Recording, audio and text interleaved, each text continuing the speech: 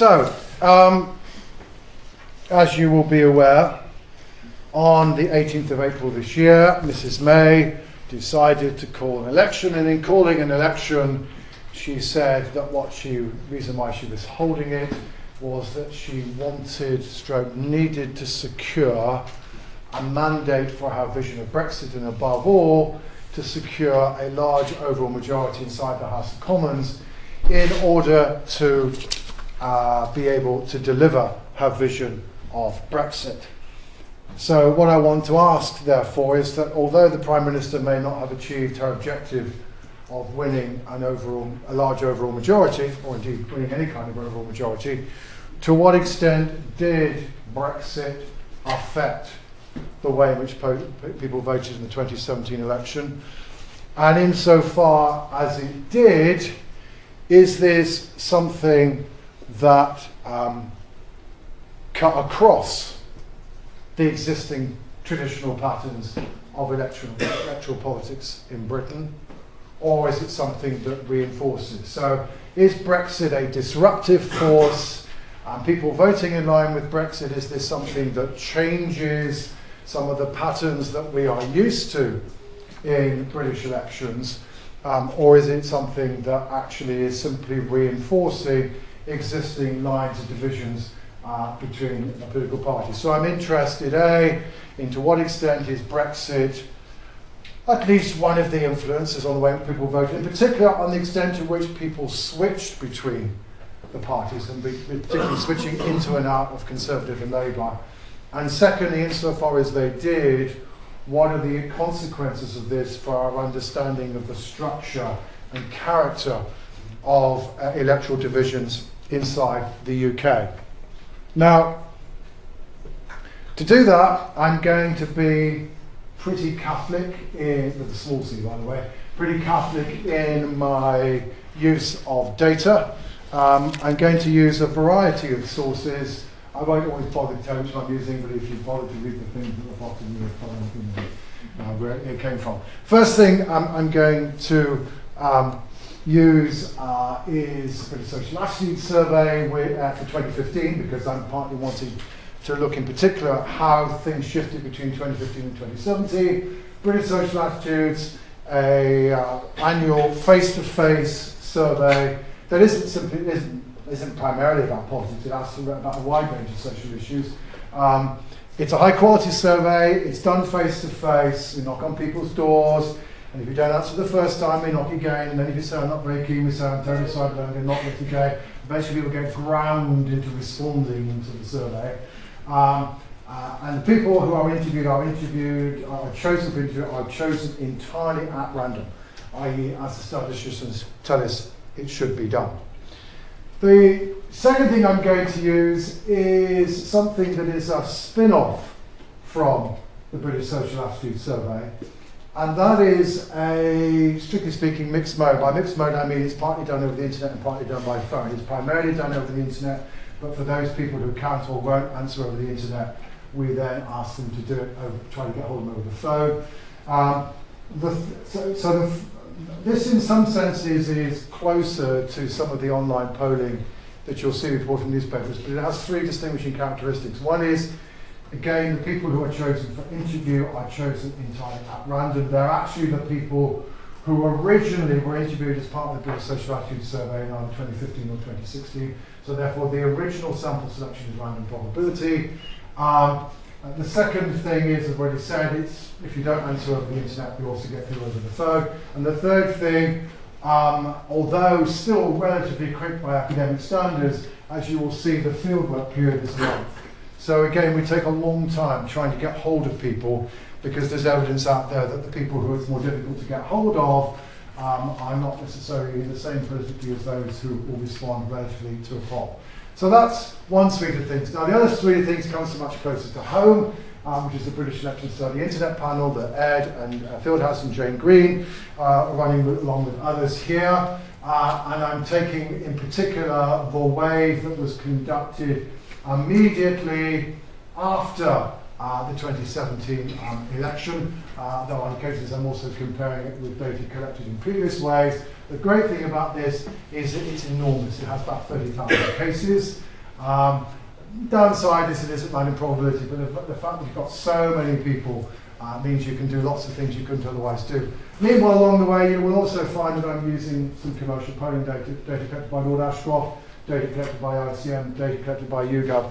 I'm using, and sometimes I'm going to show you the same thing twice, just to convince you that it doesn't matter which survey you look at, you end up with much the same result. And that doesn't mean to say I'm necessarily showing you all the evidence, because otherwise I'd bore you to tears. But the truth is, quite a lot of the story I've got to tell is very, very consistent across a variety of sources, but on occasion, one or other of these sources has information the other doesn't have, and therefore it's useful to be diverse in what is used.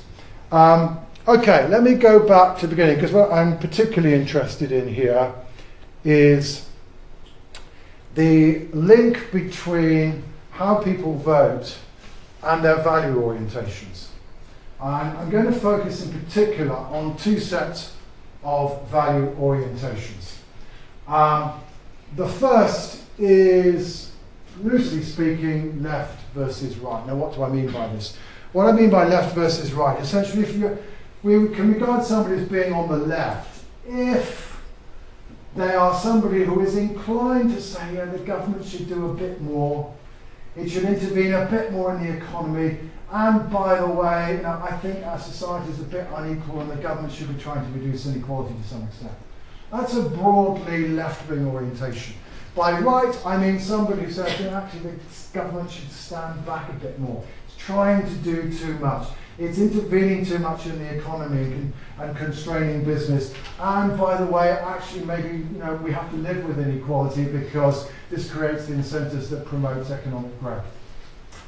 So that's what I mean by left versus right. And as you can see, this then, there's British Social Attitudes every year asks a whole suite of questions designed to get at your attitudes towards this broad value orientation. You're tweeting again, away, are you, Rob? Possibly. Yeah.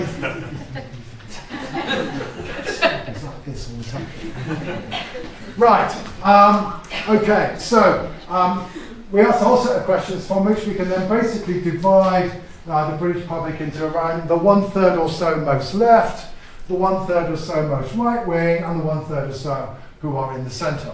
Now this is data from 2015. Why am I showing this? I'm showing this to show you, first of all, that so far as Conservative and Labour are concerned, whether or not you are left wing or right wing is kind of quite strongly related to which way you vote. If you're on the left, surprise, surprise, you are relatively speaking more likely to vote Labour, and if you are on the right, you are relatively speaking more likely to vote Conservative. It's not one-to-one, but there's a very clear pattern. Meanwhile, actually, if you're left wing or right wing, it doesn't make a great deal of difference to your chances of voting UKIP, perhaps contrary to what many people understand, and the same is true of the Liberal Democrats. But so far as our two largest parties are concerned, traditionally the battle, ideologically at least, is between left and right, a bit more government, a bit less government. In contrast, what elections tend to be about rather less, not that it's absent, but rather less, is a second value dimension, which I'm going to call social liberals versus social conservatives, sometimes also referred to as liberal versus authoritarian. What do I mean by this value dimension? Well, a social liberal is somebody who says, look, at the end of the day, the moral code by which people live their lives, the social mores to which they adhere, the cultural practices in which they engage are in the end a question for individuals and perhaps communities to choose. They're somebody who at the end of the day is quite happy living in a relatively diverse, multicultural, multilinguistic and multi-ethnic society in which individuals largely create their own moral codes. In contrast, the social conservative says, now hang on, if you're going to have the kind of social cohesion that a society requires, then actually you do need adherence to a relatively common set of social mores. You do need acknowledgement of a relatively common set of cultures and symbols associated with those cultures. And you are somebody who is not so happy about the prospect of a multilinguistic, multi-ethnic, and multicultural society. Now, and again, there's a whole series of questions on British sociality is designed to tap where you stand on that dimension, and again, I can divide the British population up to the between the one-third most liberal, the one-third most least liberal, most conservative, and one-third in the middle.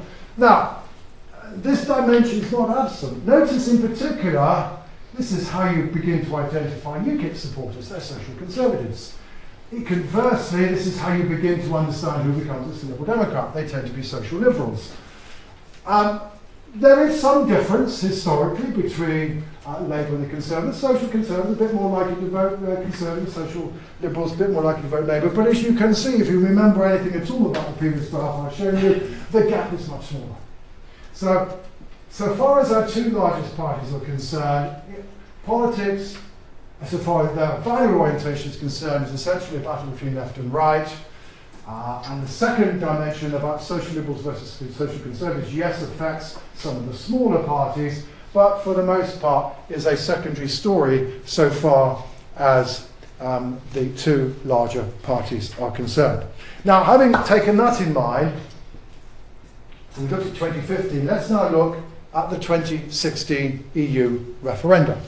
And how do people's value orientations link or not link with which way they voted in the referendum? So again, same set of questions, but what I'm now doing is looking at how people's referendum vote is related to where they stand on these other dimensions. So first of all, left, right. Now, crucial point.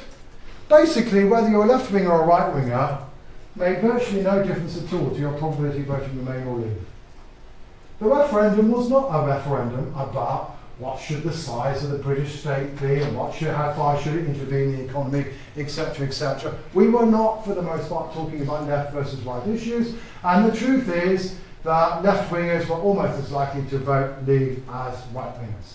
This was not what the referendum was. But in contrast, if you then do the analysis according to whether people are social liberals or social conservatives, then you have an enormous difference. If you are a social liberal, hey, you are very likely to vote to Remain. If you were a social conservative, you were very likely to vote to Leave.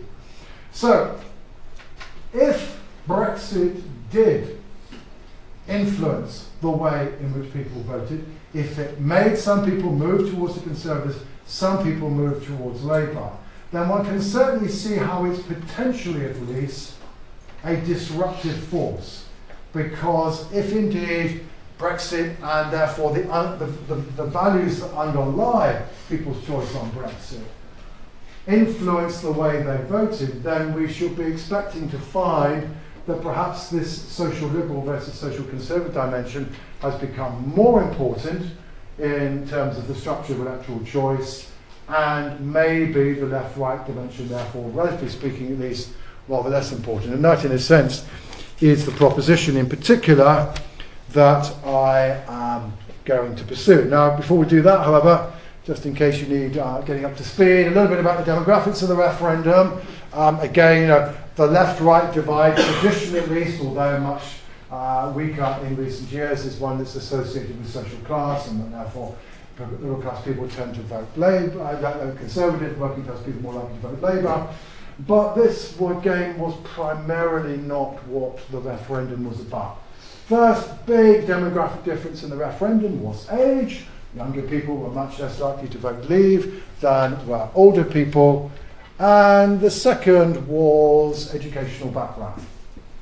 Yeah, if you want to know why there's so many Remoaners inside universities, it's because most graduates voted to Remain. And I'll show you something later on that really identifies the Remoaner section of the UK population as being largely a bunch of graduates. So those with no educational qualifications are very likely to vote to Leave. Those who have a university degree only like a fifth of them voted to Leave. So there's a big educational gap. Now, one of the things that we've long known through things like British social attitudes has been that indeed age and education are basically the demographic dividers on this social liberal versus social conservative dimension. So again, this all fits with a longer piece of what we know about the structure of social attitudes inside the UK. Yes, there is a link between referendum vote and social class. I mean, given the educational data that's bound to a degree, but you'll notice it's weaker.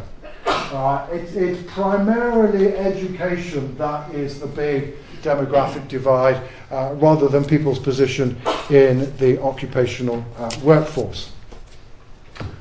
One other thing that we should understand about the EU referendum and what impact we might think it would have if indeed it had an influence on the way in which people voted. And that, of course, is that for the most part it was deeply disruptive of the basis of support for all the political parties bar one. It's taken me 30 years of social research, but finally, I have a data set in which 100% of a category did the same thing.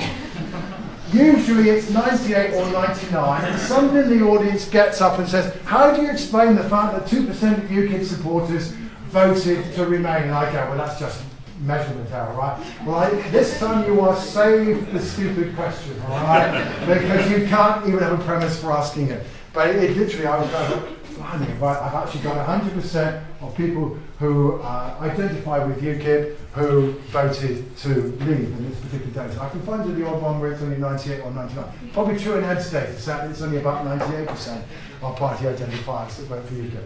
Anyway, that's to one side. Beyond that, of course, the Conservative vote very badly split, roughly 55 to 45 in favour of leaving. The majority of Conservatives ignored David Cameron's advice. Labour Party split about 2 to 1 in favour. Liberal Democrats, so I keep on trying to correct this. This should be 70 something rather. Liberal Democrats were divided, but again, there's still a minority of Liberal Democrats voting to leave. And the SNP, by the way, also their vote quite badly divided. Also only about 2 to 1 in favour of Remain. So again, if people were voting on the basis of Brexit, there's certainly plenty of potential here for people to be changing sides. There are plenty of Labour voters who voted to leave. There are plenty of Conservative voters who voted to remain. So again, one can see how this is potentially a disruptive force. Now, that said, one of the things you might be saying to yourself, well, but hang on, this all sounds fine and hairy-fairy, but, you know, did people really think that the parties had a different position on Brexit? I mean, after all, we didn't really talk about Brexit during the election campaign, quite remarkably so. The Labour Party engaged in what I think one Labour member called creative ambiguity, i.e. we don't want to say more than we have to, etc., etc. So here's some data from YouGov collected during the mid-election campaign, in which people were essentially asked, you know, where do the parties stand? Are they opposed to Brexit? Do they want a second referendum? You know, do they basically want to stay in the single market, or you know, do they want to, above all, control immigration? Now, there are lots of people who go, what are you on about? People pretty much got where UKIP were, didn't have much difficulty with that one. But notice, that said, that the modal response for people was that the Conservative Party was in favour of a hard Brexit, whereas the modal response for the Labour Party was that they were in favour of a soft Brexit. So actually, there is some differentiation in the public mind about where the parties stood. In any event, even if their messages on Brexit, you'll like this one more, even if the messages on Brexit were somewhat ambiguous, the public certainly differentiated between the parties when it came to immigration. This is again from Ed and Jane's data set, 0 to 10 scale, asking people where do the parties stand. 0 meant, you know, no immigrants, send them all home, etc., etc. 10 meant, doesn't mind, let's have lots more, we love not having lots of migrants.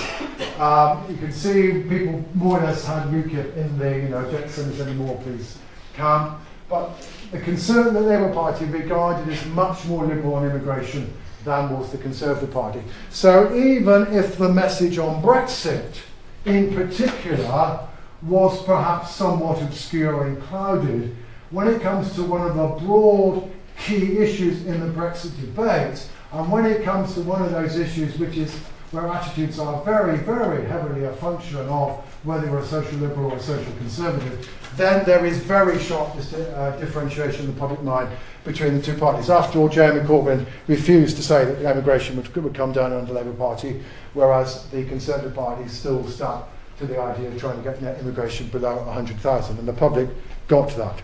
Okay, so that's the kind of first part, give you an idea of what we're looking for, why we're looking at it, and what we might expect to find if indeed Brexit matters. And I'll give you some reason as to why in the end Brexit and some of the associated issues like immigration might have mattered.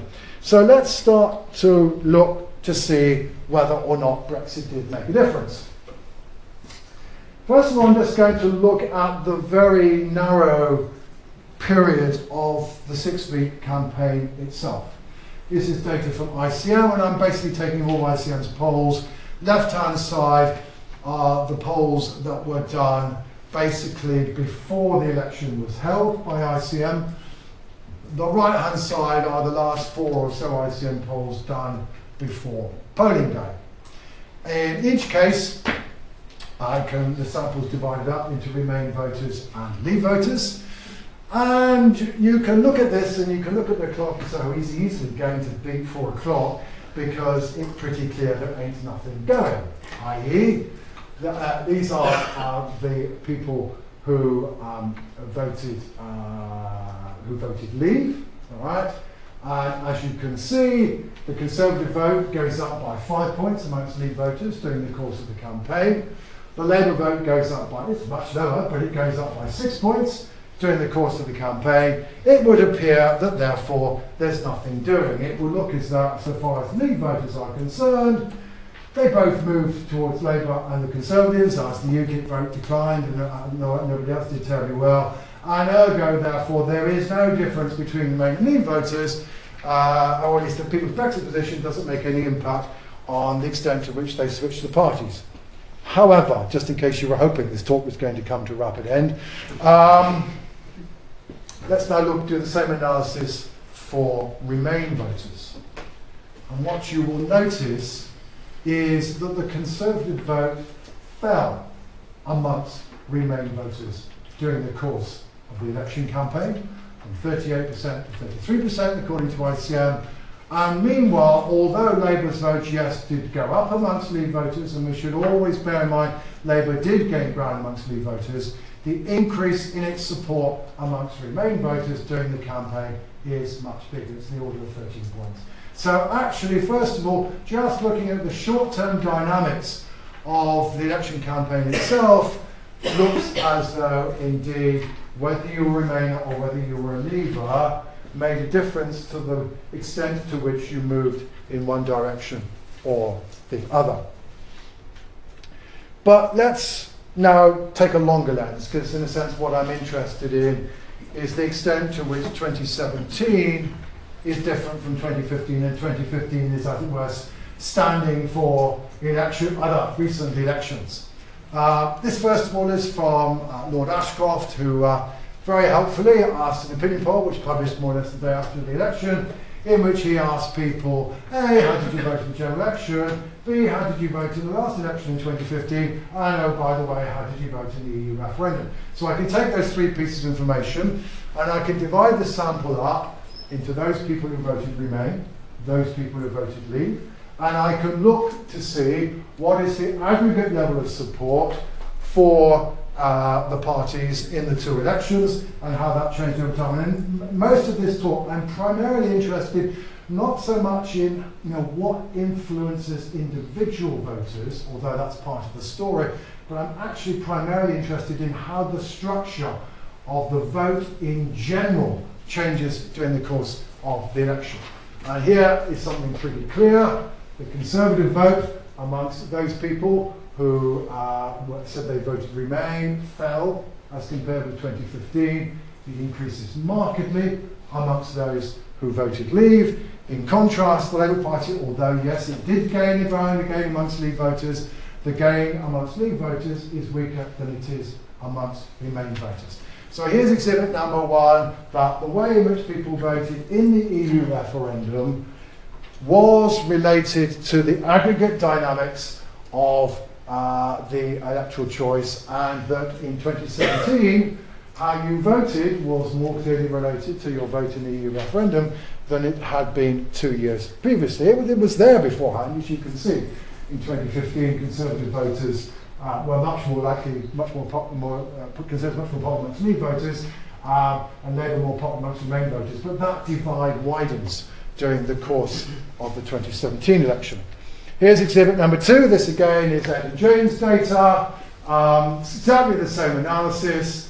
And in their panel in 2015, 31% of Remain voters voted to Conservative. In 2017, it goes down to 23%. It's an 8-point drop. Conversely, amongst Remain voters, support for the Conservatives went up. Meanwhile, again, similar story.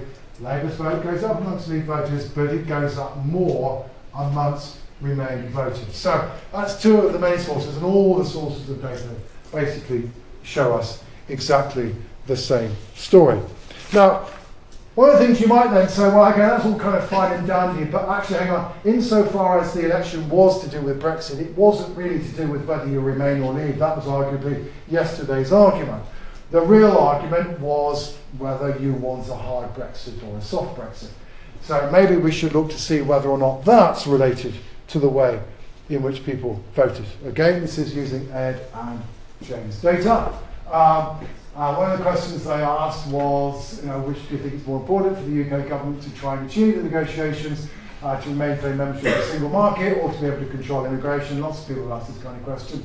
Their data set, like many other data set, gets the public pretty evenly divided between those 2 options, although they've got a lot of people that say it's equal. But again, we get a very similar story. I've structured this slide slightly differently, so I can talk you through it, the same story. So, as you can see, amongst those people for whom their priority was controlling immigration, 61% vote Conservative. For those, their priority is to maintain membership of the single market, 55% vote Labour. But the really crucial point are the figures here. These are the change figures. So support for the Conservatives amongst those whose priority, Brexit priority, was controlling immigration, goes up by 16 points in this data set, as compared with 2 years previously. Meanwhile, whereas it goes down amongst those for whom the single market is crucial.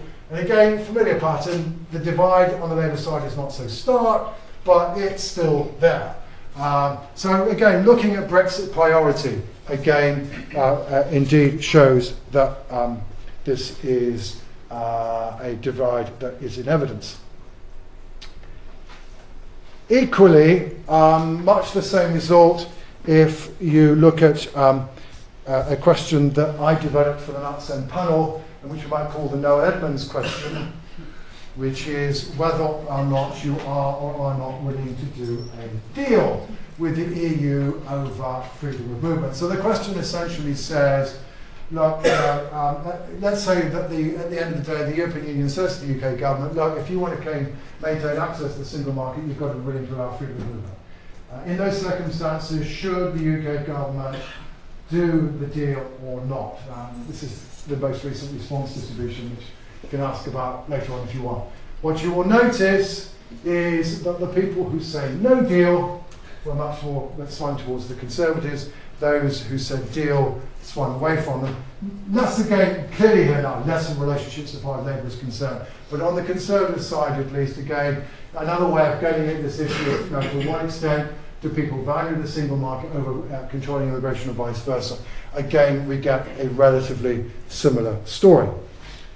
Equally, if we look at what was one of the central issues of the Brexit debate, and so this is one of the central issues of the Brexit debate, and where I suggested to you that the voters did not really have a great deal of trouble in identifying differences between Conservative and Labour, we again can see some pretty dramatic patterns. So this is a question in which actually Rob originally developed, which asks people whether or not you think that migration into the UK, on the one hand, undermines Britain's cultural life, or at the other end of the spectrum, enriches it. And it's a 0 to 10 scale, so there are lots of midpoints in between, which I've collapsed to some degree.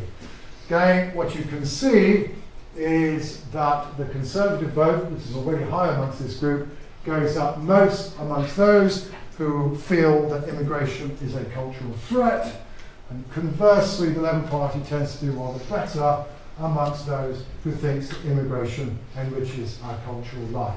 So however you look at, whether you look at Brexit vote, whether you look at hard versus soft Brexit, or whether you look at one of the central issues of British politics and the Brexit debate, viz. Immigration, we can see that those of a apparently social liberal disposition move in towards the Labour Party to some degree, and certainly that social liberals tend to shy away from the Conservatives, while social conservatives are attracted towards them.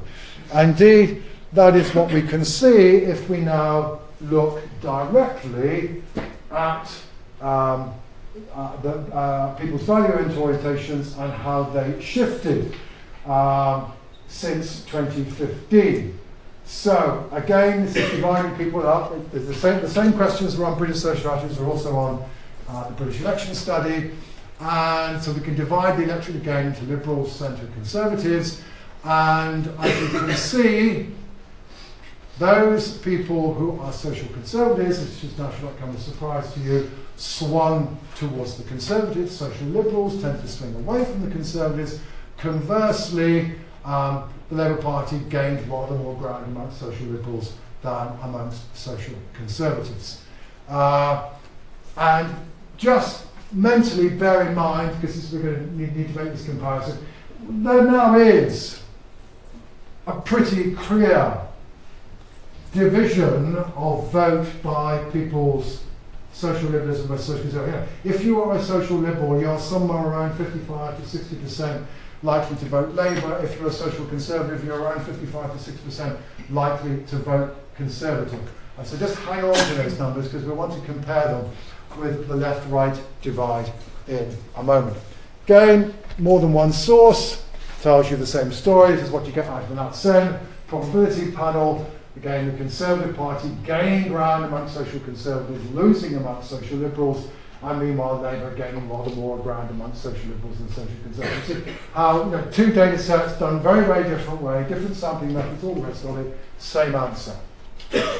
Therefore, very strong reason to believe that there's something going on here. And again, notice we've got a division of around 50 to 60% of people at one end of the spectrum voting for one party, and rather less at the other end. Now, what therefore happens to the left-right dimension? Now, this first of all is from the British election study. As you will see, well, interestingly, according to this data set, when you look at the aggregate data, actually, whether you're the Conservative Party gains ground amongst left-wingers and amongst right-wingers, and it doesn't make much difference. Stark contrast to the social liberal conservative dimension. The Labour Party does particularly gain ground amongst those who are on the left, but it also does a pretty good job of picking up people who are in the centre. It's only those people who are on the right who are relatively reluctant in aggregate to switch towards the Labour Party. So that's point one. The divide here is, in terms of movements, not so sharp. Second thing to say, however, clearly what we cannot say is that the left-right divide got weaker in 2017. And that's not what I'm arguing. But what you will notice, and indeed it's still the case, that the link between left and right and whether you vote Conservative or Labour is rather stronger. Remember I asked you, about 55 to 60% for people who are social conservatives. Well, I asked whether the functional equivalent figure here is 68, and up here the functional equivalent figure is 62. So left and right still structures Conservative Labour support more than does the social liberal, social conservative dimension. But the social liberal, social conservative dimension has come to be a quite substantial competitor in a way that previously it was not. So it's not that left and right has disappeared, it is that it is no longer on its own, I mean to exaggerate slightly, the only game in town. Again, similar from British social attitudes, which actually picks up a bit of a decline in the Conservative vote amongst those on the right. But again, Labour not making much difference at all. Very, very similar relationship. Now, I thought I wouldn't get away without at least doing a little bit of multivariate regression. So sorry for those of you, and this is all a bit techy, you can just tune out for 3 minutes. But what I'm now also, for the most part, I've been looking at aggregates. But just in case you want to go, well, hang on, can you show that individual voters holding these particular views were more likely to switch towards the Conservatives or whatever? Here's an example of a bit of logistic regression. I've done a variety of these. They all come to roughly the same answer. So just to focus on the one that's here, I'm now developing a model in which I'm saying, can I predict who voted Conservative versus who didn't vote Conservative in 2017? And the first thing I put in this model is, how do people vote in 2015? Which effectively means, therefore, I'm trying to forecast who switches to the Conservatives at the individual level. And I then have a variety of measures, some of which are what I'm interested in, like EU referendum vote, the culture of impact of immigration, where you stand on the Liberal Conservative scale, which are all probably roughly measuring the same thing. And then, well, hey guys, there are other ways of explaining elections, like Maybot, where people stand on the left-right scale, which I've already said still matters. The thing that we've kind of all forgotten about in all discussion of the 2017 election so far is, well, actually, maybe people were just pissed off with the state of the economy. And of course, also, there was an argument about austerity. And for those of you who know what that means, that's fine. And for those of you who don't worry about it. What does this come out with? If you kind of say to the statistical sausage machine, what matters? Well, unsurprisingly, whether you like Theresa May or not, it makes the kind of big relationship to whether you vote Conservative. That's not really a great deal of interest. But then notice what kicks into this. Again, at this level, people's views about immigration. If you are at the individual level, if you are concerned about the cultural impact of immigration, you are more likely to switch towards the Conservatives. If you voted Leave, you are more likely to switch to the Conservatives. If you're on the Liberal Conservative scale, if you're a social Conservative, you're more likely to switch to the Conservatives. And all these three things are kind of picking up the same thing. It's not that left-right doesn't matter, and once you model it this way, the left people, whether you're a right-winger, you're more likely to stick with the Conservatives.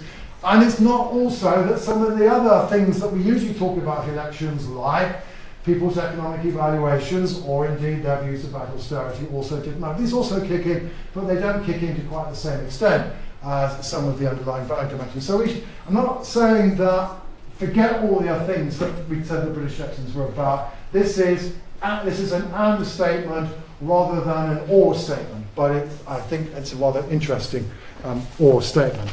Okay, for those of you who tuned out, you can now tune back in. What therefore do we therefore now see about the demography of British elections? And in a sense, this is probably the most dramatic table in the whole of my presentation, and the most dramatic table about British election 2017. And that's just the enormous age gap in people's preferences. You know, when I started in the trade, people kind of went, well, maybe as you get older you get a bit more conservative, but actually probably the principal reason why older people are more likely to vote Conservative is that working class people die younger, so therefore the Labour voters have died out, right? And it is that kind of relatively arcane stuff. No longer. We now have 3/5 of 65, 66 pluses voting Conservative, around 3/5 of 18 to 24, 23 to 29-year-olds voting Labour, and as you can also see, this is a divide that really opened up in this election. So that's certainly, again, consistent with, though probably not wholly explained by, the way in which Brexit played out, though there is no doubt, by the way, of all the things that you can find to distinguish the attitudes of young people versus older people, forget private rent, doesn't seem to work. Yes, university tuition fees, part of the story, but attitudes towards immigration is the thing, and attitudes towards the party's proposals of immigration are the things about how much above all you can find really sharp differences by age so far as people's attitudes are concerned. Equally, people's educational background. As you can see, the Conservative Party gained ground amongst those who don't have educational qualifications. It lost ground amongst graduates. The Labour Party gains more ground amongst graduates than amongst those who don't have educational qualifications. Indeed, notice, about 45% of university graduates voted Labour. That's only probably a little bit lower than the proportion of people in working class occupations that voted Labour. Labour Party is becoming the party of the working academic at least as much as it is the party of the working person. Again, quite remarkable by what we might have expected historically. And again, a different source, very similar story. Tories losing ground amongst graduates, doing one better elsewhere, and the Labour Party gaining ground in particular amongst those who have a degree. And meanwhile, again, it's not dramatic, and it's obviously part of a longer term story, but notice that the Conservative Party in particular tended to gain ground amongst working class voters, tended to lose ground amongst middle class voters. It's less clear for the Labour Party yet again, but again, certainly the class, this is using the governmental class scheme, by the way. Now, but for small employers who have long been the most conservative section of our society, so far, amongst those working class occupations, about a third were voting Conservative. It's not much lower than those in professional, managerial, salaried occupations. So once you take the small employers out, the class divide begins to look pretty low indeed. Given all of that, one of the bits of fun that my colleagues and I at NatSen decided to play is to play another statistical game that people enjoy playing these days called latent class analysis. So this is taking how old you are, your views on immigration, your educational background, your occupational position, whether you're left-wing or right-wing, social liberal or conservative, what do you think about immigration? Taking that body of information and trying to segment the electorate into distinct groups using the most parsimonious solution statistically that it's reasonable to do. Now, I don't really want to get into the detail of this, but the thing that I want you to notice is the variety of criteria. But first of all, you need 6 groups in order to summarise the British electorate reasonably parsimoniously, but also reasonably effectively. But secondly, note the variety of criteria that are used. There is one group up there, Comfortable Britain, who are essentially defined by the fact that they're relatively right-wing and relatively middle class. That kind of is pretty traditional stuff. And indeed, there's another group down here, which we might call the traditional working class, who are, again, identified by the fact they're left-wing and they're not particularly liberal or conservative. But then notice, I promised you the Remoaners. Here are the Remoaners. The liberal elite. Graduates in professional occupations, like academics, who are social liberal and voted very heavily to remain. But again, how are they defined? They're defined not by whether they're left-wing or right-wing, or whether they're working class or middle class. They're defined by their educational background and their social liberalism. But just in case you think it's just them who voted remain, lots of young people defined primarily by their age and their liberalism, that they're not graduates, but they also are quite heavily Remain voters. So notice, therefore, to get to these groups, we have to use a range of criteria. So again, that's another way of telling the story and saying it's not that left and right have disappeared, it's not that class is completely irrelevant anymore, but that there are also other things going on that also are related to the way in which people vote. And if you want to know how these various groups actually voted, well, here, first of all, this is the core of the Conservative Party. The 25% of people are, older, owner-occupiers, relatively right-wing, and they vote Conservative in, day out, and they voted Conservative in 2017. Meanwhile, notice here are our Remoaners, here's the Liberal elite, and 41% of them are voting for the Labour Party. The Liberal youth even more so. So notice how it's Liberal groups above all the Labour Party is doing well, and the traditional working class is actually quite heavily competed territory. But again, what you will also notice, which again comes back to what I've been arguing, is how indeed it's these two Liberal groups where the Conservatives particularly lose ground, and where the Labour Party gains ground. Here is Jeremy Corbyn's mobilisation strategy. So young folk who didn't vote in 2015, politically disaffected, the Labour vote goes up. But meanwhile, where did the Conservatives gain ground most? They gained ground most amongst Rob Ford's left behind.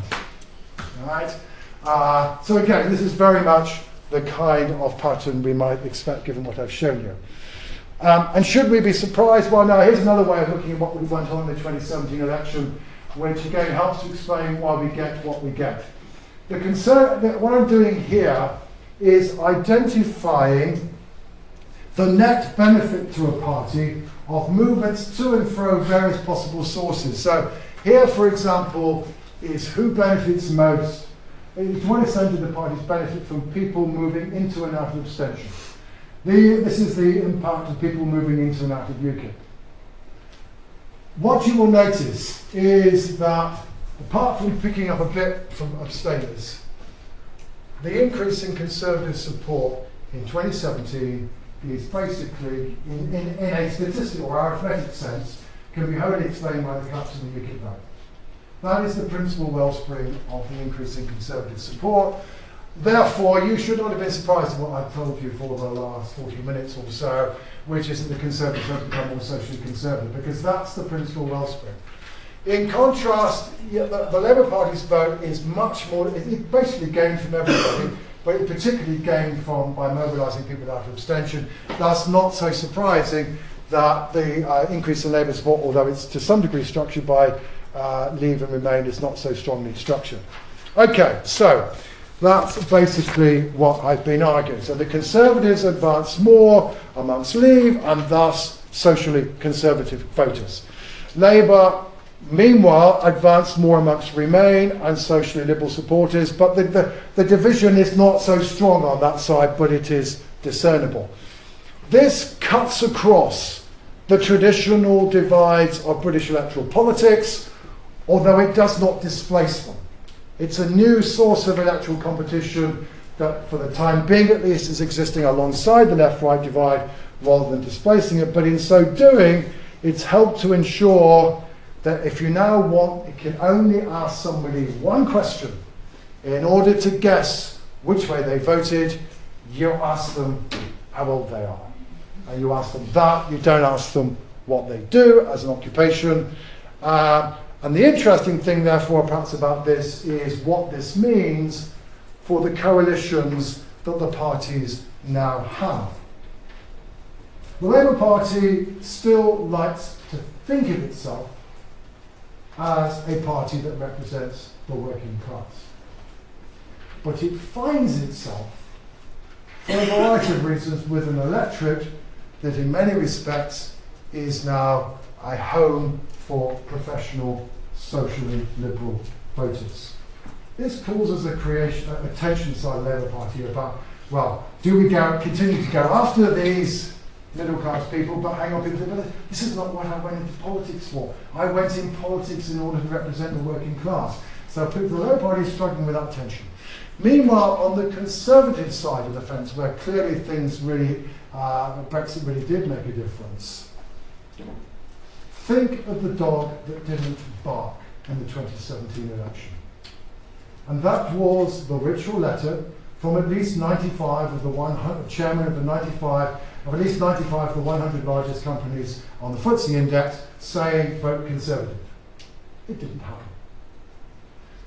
And the Conservative Party has acquired itself for itself, and this is a government whose fragile parliamentary position rests on an electorate whose views about how to run the economy, their views about how to run what kind of immigration policy we should have, and more broadly speaking, their attitudes towards globalised capitalism is not the same as that of the Conservative Party's principal paymasters.